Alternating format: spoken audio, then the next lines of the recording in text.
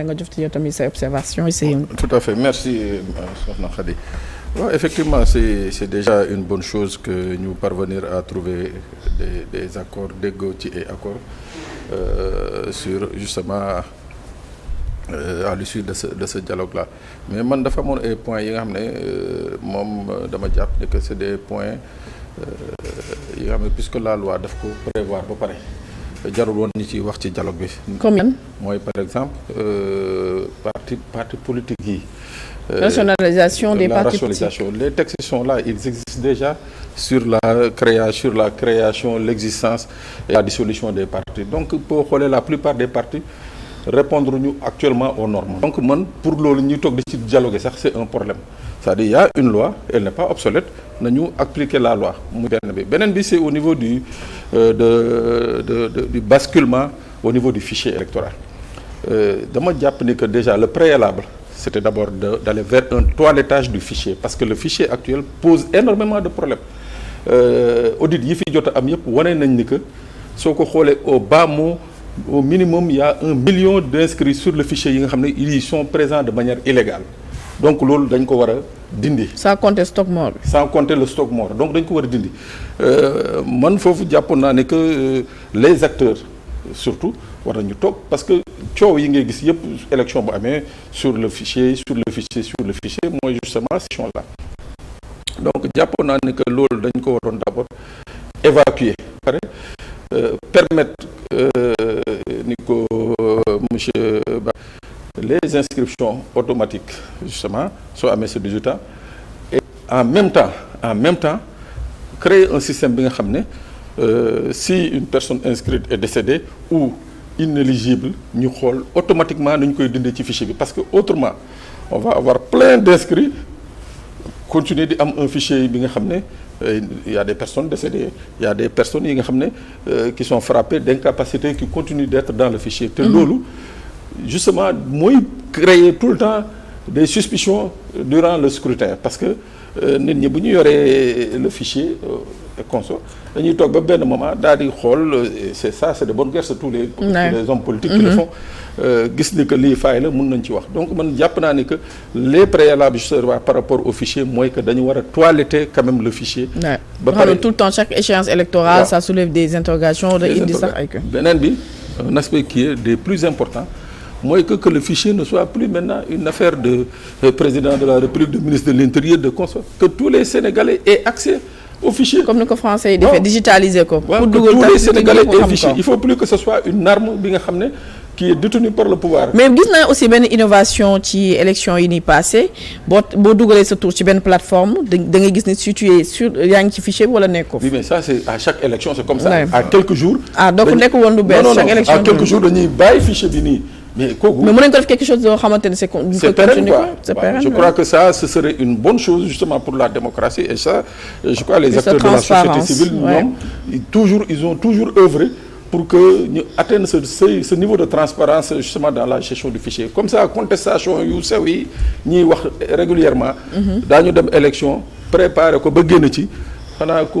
quelqu'un de mauvaise foi comme Pape Sané rek mooy taxaw di wax naan non sàcc nañ ma wala buure nañ ma wala d'accord alors monsieur Fall les remarques de Pape Sané sont mënuñu ko passer kii sous silence parce que aussi mi ngi wax lu am solo nee nañ la loi pour rationalisation des partis politiques la loi existe déjà gisul la pertinence ñu mën ko aborder au cours. Xam nga boo seetee boo dégloo discours président ba muy ubbi dialogue bi dellu si na si nombre de partis bi dafa ne situation bi ko ministère de l'Intérieur defal mais am nañu 386 partis légalement constitués ci livre ministère de l'Intérieur mais nee na boo defee nu mu tëti donc le contrôle 14 partis ñoo ci nekk en règle xam nga tey donc boo xoolee am na 372 partis yoo xam ne nekkuñu en règle mais comme ni mu ko waxee. te ci 14 yooyu sax ñu ci déclaré état financier. ñu ngi xam nga mais ci ni mu ko waxee rek 372 yooyu boo xëyoon nga dissoudre leen comme ni ko président waxee coow lu rëy am. waaw donc moo tax mu ne il a préféré que nit ñi waxtaan. ñu xool naka la ñuy mën a def vraiment ba en tout cas déggoo ci rationaliser parti yi parce que rationalisation parti ak financement des partis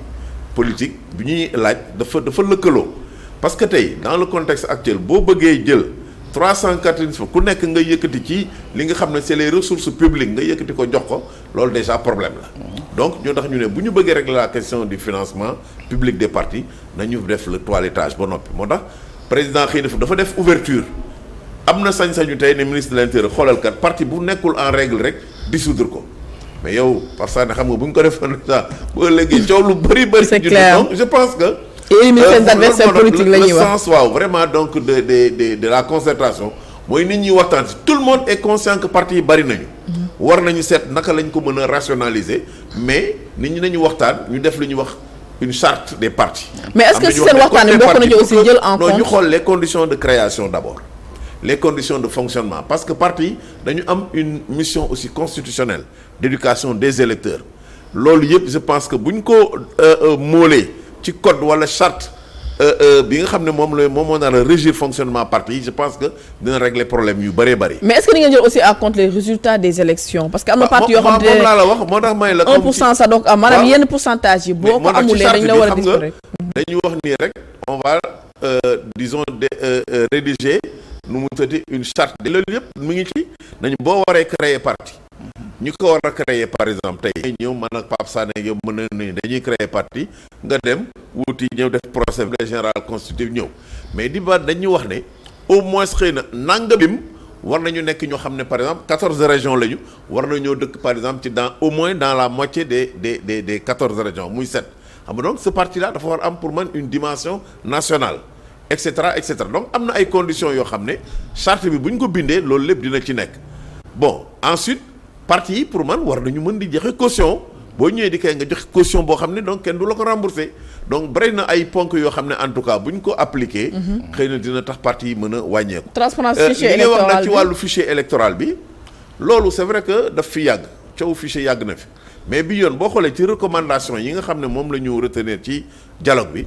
mooy que dañuy créer li ñuy wax dañuy def un audit indépendant du fichier fait par des nationaux loolu déjà nit ñi juboo nañ ci. def audit du fichier ensuite boo xoolee ci article def naa L49 ci fichier bi dañu waxoon ne parti yi ak Sénat ñooñu am nañu un droit de regard sur le fichier